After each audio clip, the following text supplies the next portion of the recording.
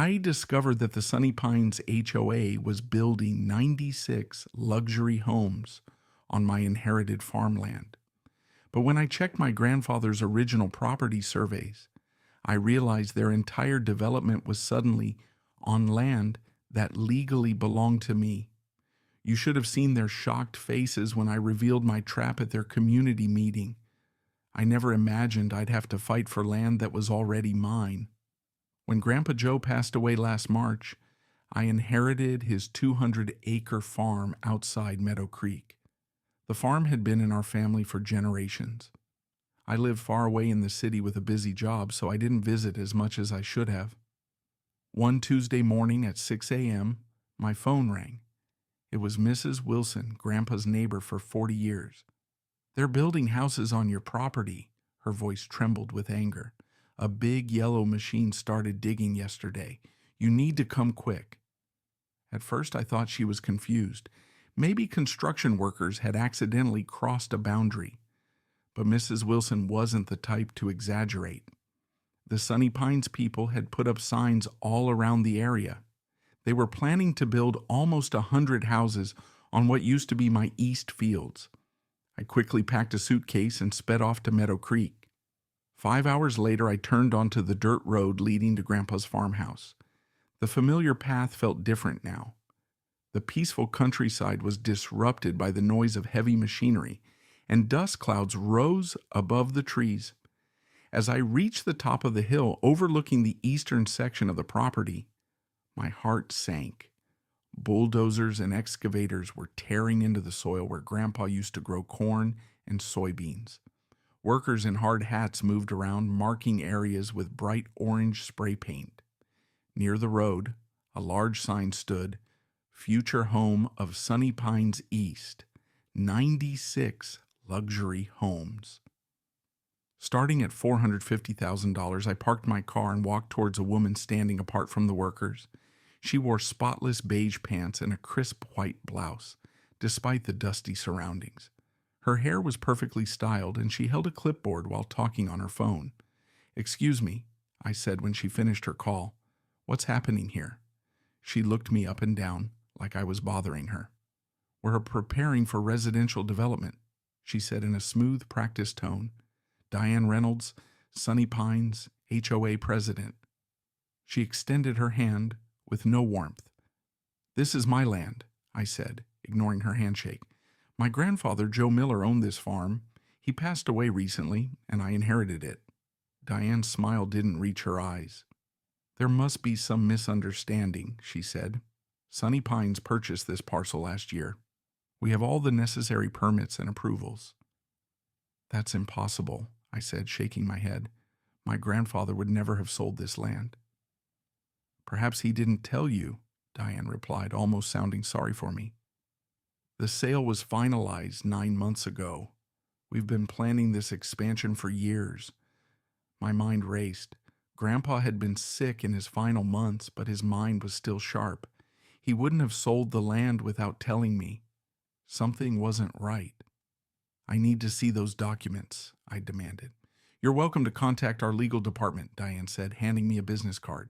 "But I assure you everything is in order. Now, if you'll excuse me, we have a schedule to maintain." She turned away, already dialing another number on her phone. I stood there helpless as the machines continued to tear up the soil that had nourished my family for generations. Back at the farmhouse, Mrs. Wilson waited on the porch with a glass of iced tea and a worried look. "They started showing up with measuring tools about 3 months ago," she said. "Your grandpa was furious. He kept saying they had no right to do this, that they were trying to steal what wasn't theirs." "Did he ever mention selling any land?" I asked. "Never. Joe swore this farm would stay in your family forever," Mrs. Wilson said, her eyes filling with tears. "The day before he went to the hospital for the last time, he was looking through his old office. He said he needed to find something important to protect the farm. Grandpa's office had remained untouched since his death. I hadn't had the heart to go through his things when I briefly visited for the funeral. But now, I needed answers. The small room smelled of pipe tobacco and old books. Shelves lined the walls, stuffed with farming almanacs, family photo albums, and decades of meticulous records. Grandpa had tracked everything: rainfall amounts, crop yields, equipment repairs, written in his neat handwriting. Where would he have kept the property records? The filing cabinet seemed like the obvious place to start. I opened the top drawer and found folders organized by year, but there was nothing about land sales or Sunny Pines. Hours passed as I searched. Night fell, and my eyes grew tired from reading faded documents by lamplight. Just as I was about to give up, I noticed a loose floorboard under the desk. When I pressed it with my foot, it moved slightly. I knelt down and pried it open with a letter opener. Inside the small hidden space was a metal box. The key hung from a nail on the underside of the desk. Inside the box, I found the deed to the farm, Grandpa's will naming me as his heir, and several yellowed surveys of the property. But the most interesting thing was a letter addressed to me in Grandpa's handwriting. "If you're reading this," it began, "then someone's trying to take what's ours." My hand shook as I read his words. Grandpa explained that developers had been trying to pressure him into selling for years, but he'd always refused. In his final months, someone from Sunny Pines had visited repeatedly. The man claimed he only needed a signature for a road easement, bringing different papers each time. "I never signed away my land," Grandpa wrote. "If they say I did, it's a lie. Look at the original survey from 1910 and compare it to what's recorded at the county now. The truth is in the boundaries." I dug deeper into the box and found the original survey. It showed property lines that extended much further than I'd realized. According to this document, Grandpa's farm was nearly 280 acres, not the 200 listed in the current records. Sleep didn't come that night. I spread the papers across the kitchen table, comparing the old survey with newer maps. Something strange had happened over the decades. The eastern boundary had shifted, reducing our land. It wasn't just the area under construction. According to these original documents, we owned land where part of the existing Sunny Pines development already stood. At dawn, I knew what I had to do. First, I needed a lawyer. Then I needed to understand exactly what Diane Reynolds and her HOA were up to. If they thought they could steal from my family, they were about to learn a painful lesson. I folded Grandpa's letter and tucked it in my pocket. "I won't let you down," I whispered to the empty room. Little did Diane know, she hadn't just messed with a grieving grandchild. She'd walked straight into a trap set by a man who'd anticipated her every move, even from the grave. Walter removed his glasses and rubbed his eyes. "A dispute over boundaries. This big won't be simple. We need to understand exactly when and how these changes happened in the official records." He called the county assessor's office, putting the call on speaker. After navigating through a maze of departments, we learned something surprising. In 1984, a small change to the eastern boundary was recorded, just a 10-foot easement for utilities. But in 1997, a much bigger change appeared, reducing the property by almost 80 acres. The documentation was minimal, just a form with a signature that barely resembled Grandpa's. "He must have been in the hospital that month," I said, checking the date. "Triple bypass surgery. He couldn't have signed this." Walter's expression became serious. "That would be considered fraud, but proving it after all these years won't be easy." "What can we do?" and I asked. "We can file for an emergency injunction to stop the construction immediately. Then we'll petition the court to recognize the original boundaries based on the old surveys. We'll need a professional surveyor to verify these maps." As Walter worked on the emergency filing, I realized I needed more evidence. I drove to the county records office and requested everything they had on the Sunny Pines development. Hours later, hidden in a back corner of the library surrounded by stacks of public records, I found something important. Sunny Pines wasn't just a neighborhood. It was a network of LLCs and holding companies. The same 6 names appeared again and again: Diane Reynolds, her husband Thomas Reynolds, County Commissioner James Harris, Planning Board Director Mark Wilson, and two others I didn't recognize. But the most telling document was from just 3 months ago, an approval for a $16 million loan to finance Sunny Pines East, with the land itself listed as collateral. My land. I took photos of everything with my phone and headed to my next stop, the Meadow Creek Gazette. The editor, Tanya Williams, had known my grandfather. When I told her I was investigating potential fraud involving local officials, her journalistic instincts kicked in. "I can't publish accusations without evidence," she warned, "but I can look into the approval process for this development. It did seem to move unusually fast." Back at the farmhouse, I found Mr. Grayson talking to another elderly neighbor. When I mentioned Diane Reynolds, his face darkened. Mrs. Thompson said, "That woman is the reason I sold my place," he said bitterly. "The HOA fined me every week for unapproved landscaping. I'd been growing those tomatoes for 20 years. Then they said my workshop violated some rule they just made up. The fines kept coming until I couldn't afford to fight anymore." "How many others did this happen to?" I asked. "At least a dozen old-timers sold out in the last 5 years. Always for less than market value, always to companies I later found out were connected to those Sunny Pines people. A pattern started to emerge. They were finding vulnerable landowners, harassing them with fines and regulations, forcing them to sell for cheap, and then developing the land to make millions. My grandfather had been their latest target, but he'd been one step ahead. My phone buzzed. It was Walter Franklin. "The judge granted our emergency injunction," he said. "Construction has to stop immediately until a hearing next week. But brace yourself. This is going to get ugly." I thanked him and hung up, feeling a small victory. I drove back to the construction site with the court order in hand. The workers were packing up for the day when I arrived. Diane's sleek black SUV was still parked near the site office. She came out as I approached, phone to her ear as usual. When she saw me, her expression turned cold. "Construction stops now," I said, handing her the court order. "Legal boundaries are in dispute." She scanned the document, her perfect composure cracking slightly. "This is ridiculous. We have every approval we need. Based on fraudulent boundaries, I have the original surveys."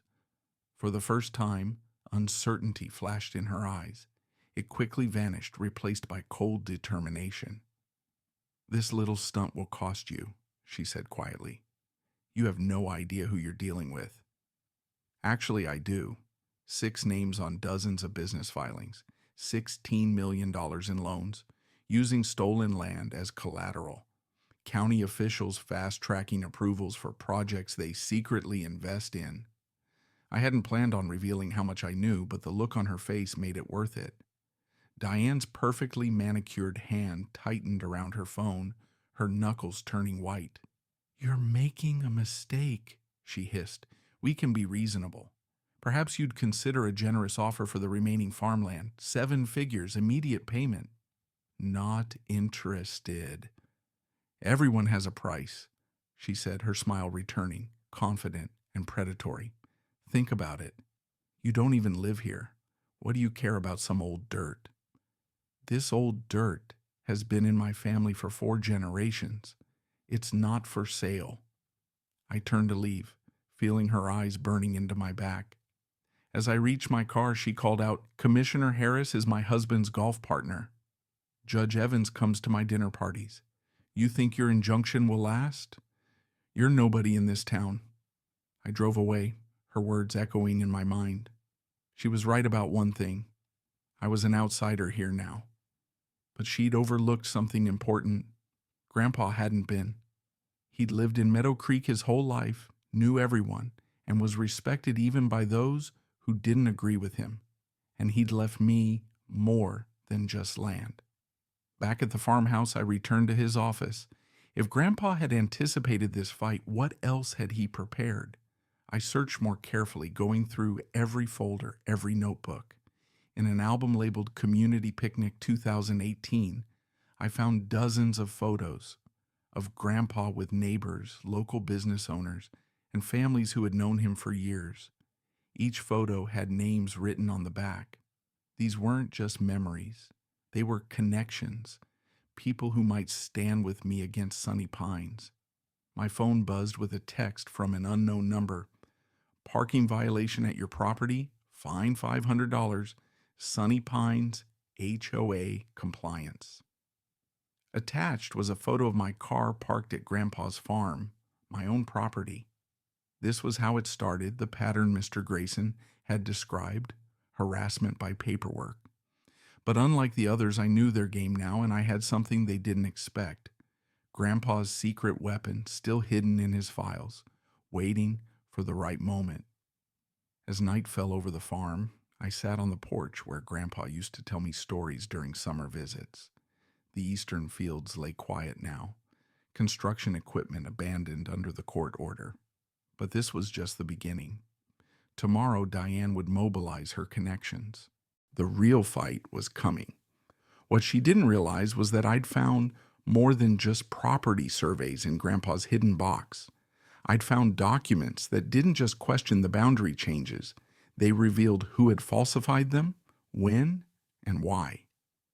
Diane thought she was dealing with an absent grandchild fighting for sentimental land.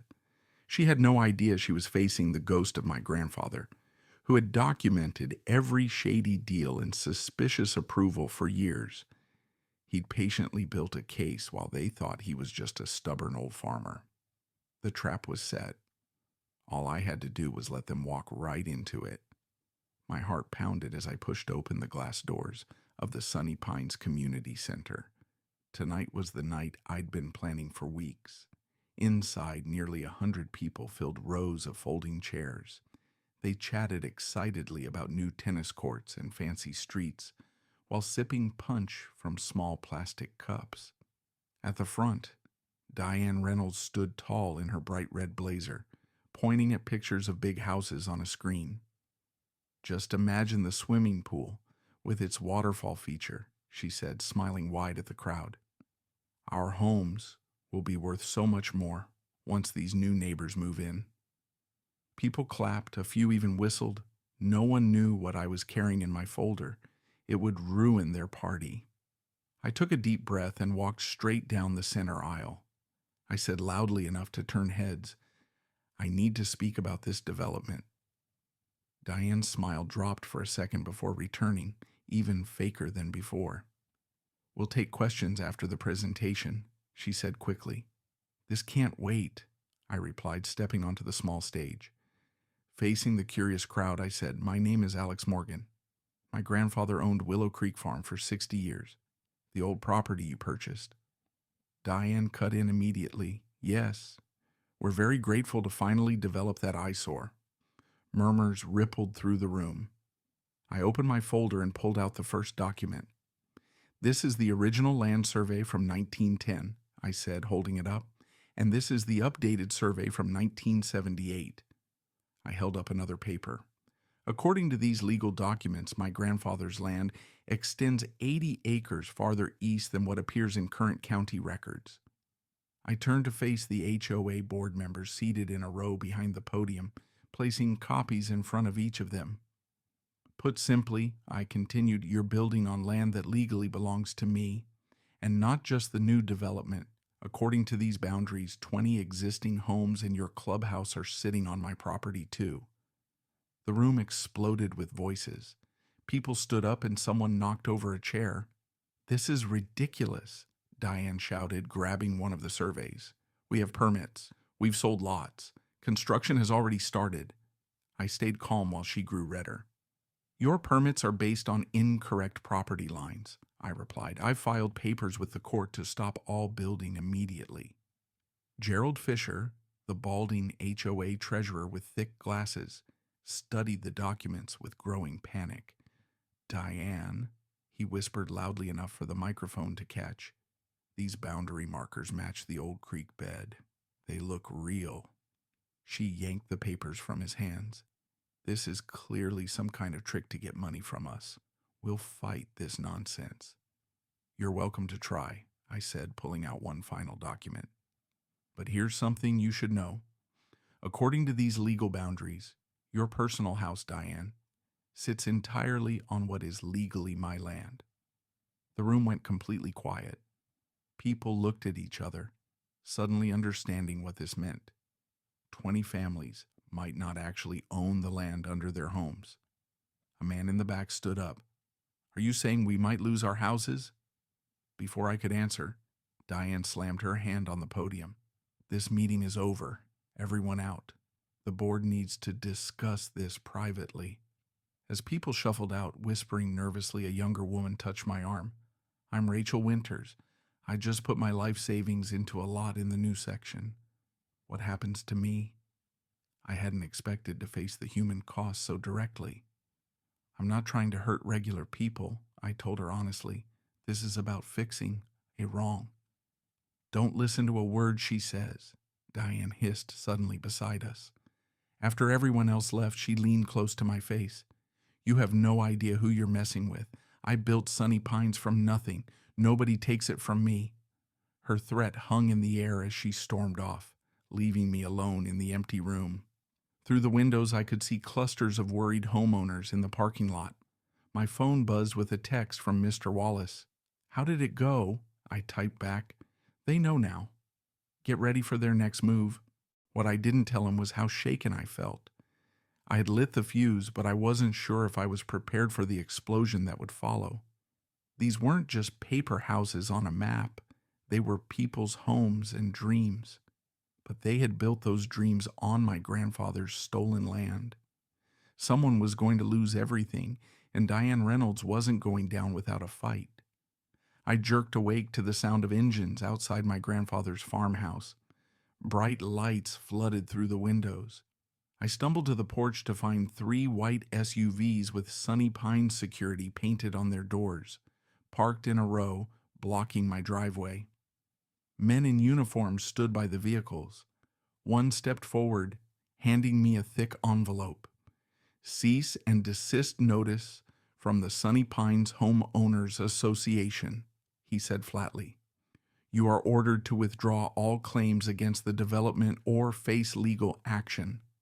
I tore open the envelope. Inside was a letter claiming my documents were fake and that I was attempting to commit fraud.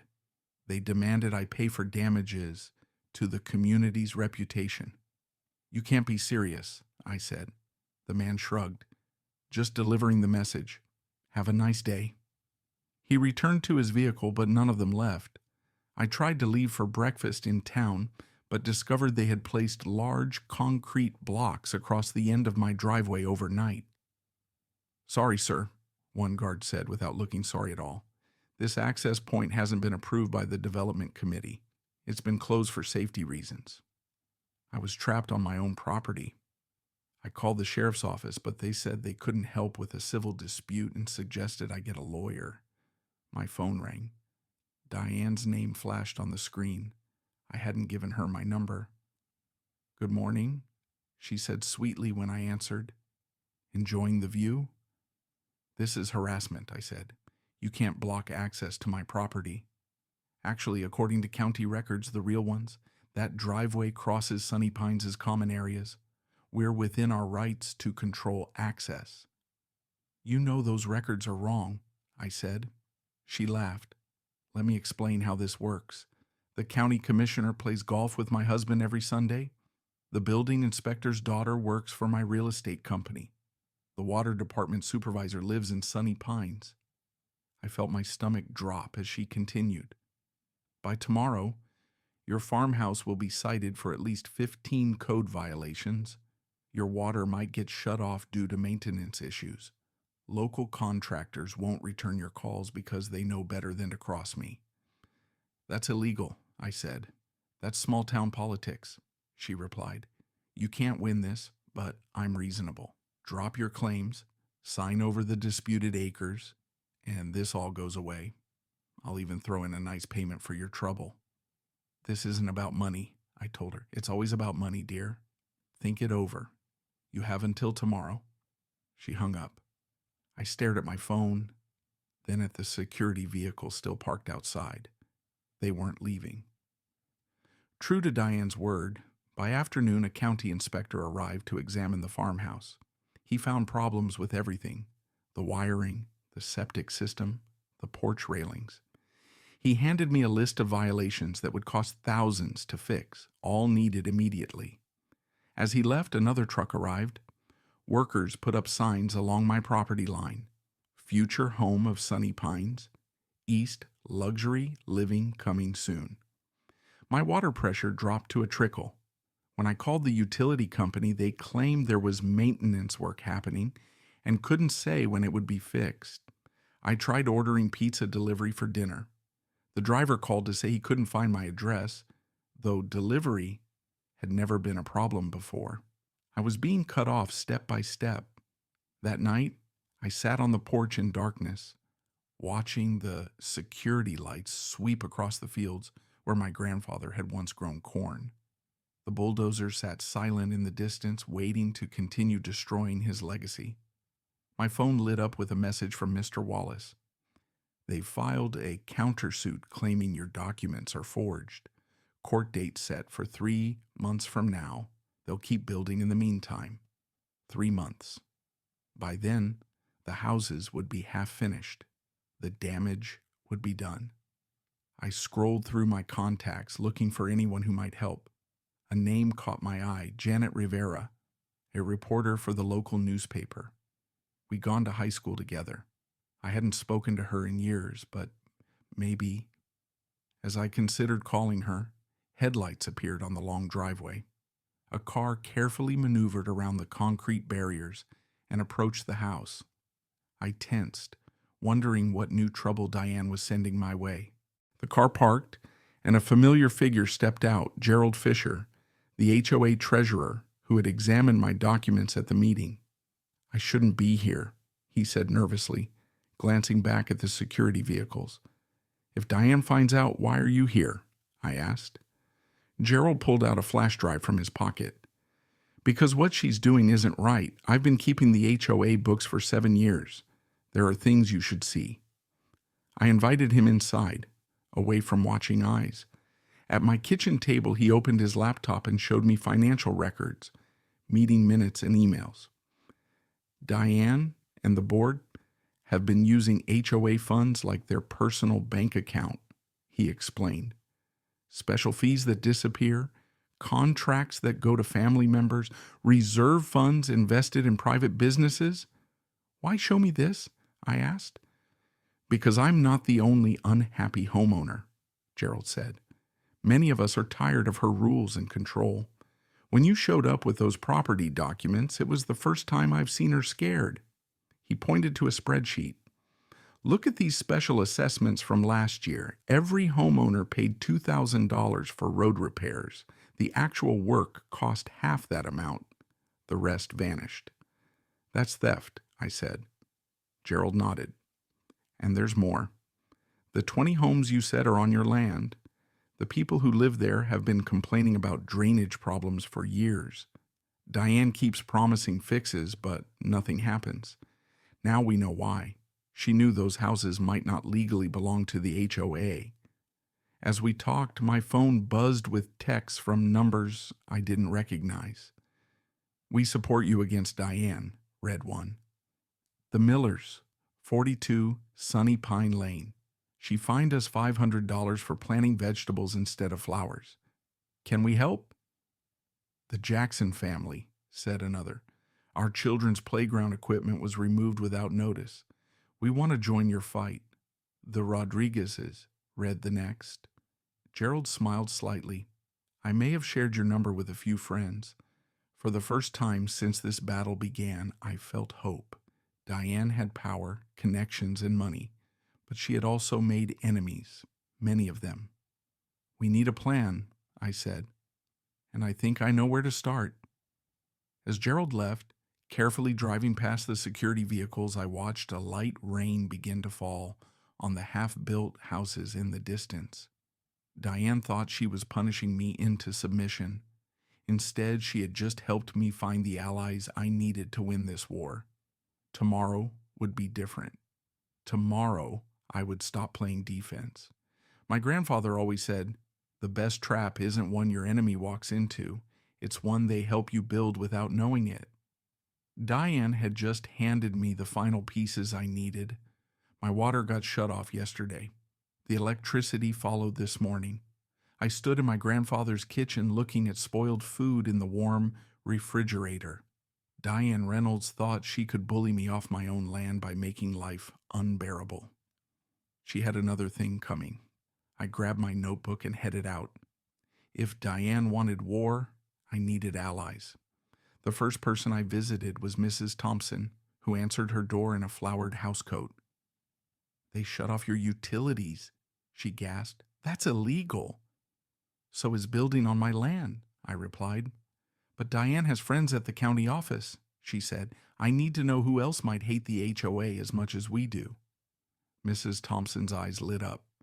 "Oh, honey, grab a chair. This might take a while." She gave me 15 names. Families who'd been fined for the wrong color mailbox. Elderly couples threatened with liens for having grandchildren visit too often. A single mom who couldn't afford the $900 fee for putting up a small fence to keep her toddler safe. I spent the entire day knocking on doors throughout Sunny Pines. At first, people were scared to talk, but when I showed them my property documents, something changed. Hope replaced fear. Sarah Jenkins, whose garden had been forcibly removed, invited me in for lemonade. Diane made my husband dig up our tomato plants because vegetables weren't aesthetically pleasing. She said, hands shaking with anger. "We got a $500 fine. My husband works 2 jobs already." The Patel family had spent $3,000 fighting the HOA over their porch swing. The Johnsons couldn't paint their front door the color they wanted. Every house looked exactly the same, beige with white trim. "It's not just the rules," Trevor Martinez explained while his wife Maria nodded. "It's how they enforce them. Diane drives around taking pictures of violations. Some people get warnings, others get instant fines. There's no fairness." By sunset, I'd talked to 27 families, all with similar stories, all afraid of Diane Reynolds. I picked up my phone and called Mr. Wallace, my attorney. "Can we legally form a competing homeowners association?" I asked. "On your land?" "Absolutely," he replied. "But what about the existing homes?" "That's where it gets interesting," I said. "I'm going to need the community center for a meeting tomorrow night." Mr. Wallace laughed. "They'll never let you use it." "They don't own it," I said. "I do according to my property lines, remember?" The next day I printed 200 flyers. "Emergency community meeting. Your home may be at risk." I included copies of the original property survey. As darkness fell, the community center filled beyond capacity. 97 families showed up. People stood against walls when the chairs ran out. Diane arrived last, pushing through the crowd, her face twisted with rage. "This meeting is unauthorized," she shouted. "Everyone needs to leave immediately." Sarah Jenkins stood up. "Or what? More fines? Haven't you taken enough from us already?" The room erupted in applause. I walked to the front, holding up my hands for quiet. "I didn't come here to cause trouble," I began. "I came because my grandfather's land was stolen. But after meeting all of you, I realized I'm not the only victim." For the next hour, residents shared stories of HOA abuse. Tears flowed, voices shook with emotion. Diane sat stiffly in the back, tapping furiously on her phone. "Here's what I propose," I said when everyone had spoken. "We formed the Meadow Creek Homeowners Coalition. Together we negotiate new property lines that are fair to everyone. We create a new community agreement with reasonable rules and transparent finances." "You can't do that," Diane shouted. "These homes are bound by contract to Sunny Pines HOA. I held up the original land survey. "Contracts based on fraudulent property ownership aren't valid, Ms. Reynolds, but I'm not here to take anyone's home. I'm here to fix what's broken." The vote was nearly unanimous. 89 families joined the coalition on the spot. As people filed out, energized and hopeful, Gerald Jenkins, the HOA treasurer, Approach me privately. There's something you should know, he whispered, glancing nervously at Diane across the room. The HOA finances, they don't add up. Monthly dues keep increasing, but our reserves are shrinking. I've tried to look into it, but Diane controls all the accounts. I patted his shoulder. Would you be willing to show me the books? He nodded. Tomorrow morning, my office. Diane stormed over, pointing her finger in my face. You've made a terrible mistake. By this time tomorrow, you'll regret ever coming to Meadow Creek. Is that a threat, Miss Reynolds? I asked. It's a promise, she said. I have the county commissioner, the police chief, and the local judge on speed dial. This little rebellion ends now. What she didn't know was that I'd invited a reporter from the Meadow Creek Gazette to sit quietly in the back of the meeting. Every word had been recorded, every threat documented. As Diane slammed the door behind her, my phone buzzed with a text from Mr. Wallace. Environmental survey results came in. You won't believe what's on that land. I smiled. Diane thought she had all the power, but Grandpa always said the truth was the most powerful weapon of all. And tomorrow the truth about Sunny Pines' HOA would be front-page news. I woke up to police cars surrounding my grandfather's farmhouse. Through the window, I spotted Diane Reynolds standing next to a tall man in uniform. Time to face the music, the police chief announced as I opened the door. I smiled calmly. Actually, Chief Williams, I believe you'll find I'm the legal property owner. I handed him a folder containing the original land surveys and my grandfather's deed. They have actually, Diane snapped. A woman stepped forward from a car I hadn't noticed. Carolyn Mitchell, County Records Office, she said. We pulled the original surveys last night after receiving some concerning reports. Diane's face went pale. What reports? I gestured toward the farmhouse. Perhaps we should discuss this inside. Coffee's ready. 15 minutes later, my kitchen table held an unexpected gathering. The police chief, the county records clerk, Mr. Wallace, my attorney, and Diane, whose perfect makeup couldn't hide her growing panic. The original property lines were improperly recorded in 1973, Carolyn explained, spreading maps across the table. This entire area, including the existing Sunny Pines homes and the new construction, legally belongs to the Richards estate. The police chief whistled. That's quite a mistake. Not a mistake, Mr. Wallace said quietly. We have evidence suggesting the boundary change was deliberate. Ridiculous. Diane slammed her hand on the table. This is a scam to extort money from hard-working homeowners. Speaking of money, I said, sliding a folder toward the police chief. Gerald Jenkins provided these financial records yesterday. 3 years of Sunny Pines HOA accounts.